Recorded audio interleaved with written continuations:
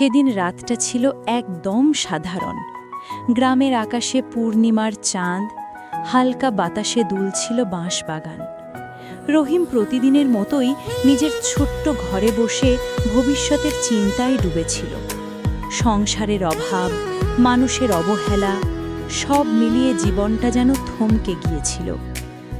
হঠাৎ গভীর রাতে দরজায় কড়া নাড়ার শব্দ।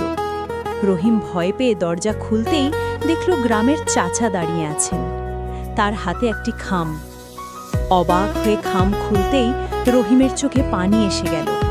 শহরের একটি কোম্পানিতে তার চাকরি হয়েছে, যে চাকরির জন্য সে বহুদিন চেষ্টা করছিল। এক রাতেই যেন সব বদলে গেল। যে মানুষগুলো তাকে তুচ্ছ করত, তারাই এখন অভিনন্দন জানাচ্ছে।